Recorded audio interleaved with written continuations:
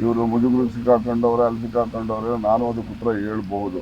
ನಾನು ಇಂಥ ಒಂದು ಜನ ತತ್ತರಿಸಿ ಹೋಗಿರುವಂಥ ಕಷ್ಟ ಕಾಲದಲ್ಲಿ ನಾವು ರಾಜಕಾರಣಕ್ಕೋಸ್ಕರ ಮಾತಾಡಿ ಜನರ ಗಮನ ಆಗಲಿ, ಇನ್ನೊಬ್ಬರ ಗಮನ ಆಗಲಿ ಬೇರೆ ಕಡೆ ಸೆಳಿಬೇಕು ಅಂತಕ್ಕಂಥದ್ದು ನಮ್ಮ ಉದ್ದೇಶ ಅಲ್ಲ.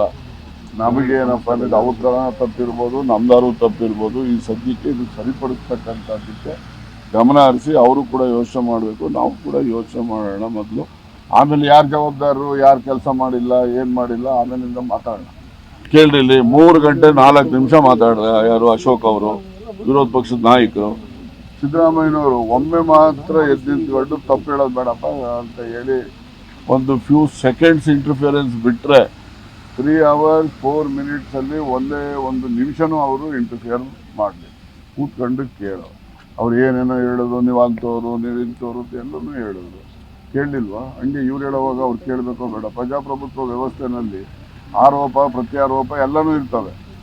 ಅದಕ್ಕೆ ಇಲ್ಲ ಅಂದಿದ್ದೆ ಪ್ರಜಾಪ್ರಭುತ್ವಕ್ಕೆ ಮಾಡಿರೋ ಅವಮಾನ ಅವ್ರ ನಡವಳಿಕೆ, ಅದರಲ್ಲಿ ಅನುಮಾನ ಇಲ್ಲ.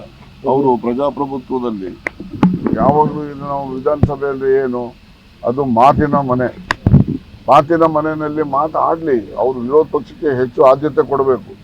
ನಮ್ಮಲ್ಲಿರ್ತಕ್ಕಂಥ ನ್ಯೂನತೆಗಳನ್ನು ಅವರು ಎತ್ತಿ ತೋರಿಸ್ಬೇಕು. ನಾವು ಅವ್ರು ಹೇಳ್ತಕ್ಕಂಥದ್ದನ್ನ ಸಾಧು ಇದ್ರೆ ನಾವು ಅದನ್ನು ಅಳವಡಿಸ್ಕೊಂಡು ಜನಪರವಾಗಿ ತೀರ್ಮಾನ ಮಾಡಬೇಕು. ಇದು ಪ್ರಜಾಪ್ರಭುತ್ವ ವ್ಯವಸ್ಥೆಯಲ್ಲಿ ನಡೀತಕ್ಕಂಥ ರೀತಿ. ಬರೀ ಹಿಟ್ ಅಂಡ್ ರನ್ ಹೇಳ್ಬಿಡೋದು, ಇನ್ನೊಬ್ರು ಹೇಳಕ್ಕೆ ಅವಕಾಶ ಕೊಡದೇ ಇದ್ರೆ ಏನು ಪ್ರಜಾಪ್ರಭುತ್ವ ಮಾಡುವಂಥ ಅಪಚಾರ. ಇನ್ನೊಂದೇನೆಂದರೆ, ಸಿದ್ದರಾಮಯ್ಯನವರು ಒಬ್ಬ ಹಿಂದುಳಿದ ವರ್ಗದ ನಾಯಕ. ಜಾತಿನಲ್ಲಿ ಹಿಂದುಳಿದ ವರ್ಗ ಅಂತಲ್ಲ, ಹಿಂದುಳಿದ ವರ್ಗ ಅಂತ ಹೇಳಿದ್ರೆ ಎಲ್ಲ ಜಾತಿಯಲ್ಲಿರ್ತಕ್ಕಂಥ ಬಡವರ ಪರವಾಗಿ ಕೆಲಸ ಮಾಡ್ತಕ್ಕಂಥದ್ದು ಸಿದ್ದರಾಮಯ್ಯನವರ ಒಂದು ಬದ್ಧತೆ. ಅವರು ಆ ಬದ್ಧತೆ ಇರ್ತಕ್ಕಂಥ ಒಬ್ಬ ಮನುಷ್ಯನಿಗೆ ಇವರು ಮಾತಾಡೋಕ್ಕೆ ಅವಕಾಶ ಕೊಡದೆ ಮಾಡಿದ್ರೆ, ಅವಮಾನ ಮಾಡಿದ್ರೆ ಸಿದ್ದರಾಮಯ್ಯನವ್ರಿಗೂ ಅವಮಾನ ಮಾಡ್ದಂಗೆ ಪ್ರಜಾಪ್ರಭುತ್ವ ವ್ಯವಸ್ಥೆಗೂ ಅವಮಾನ ಮಾಡಿದೆ.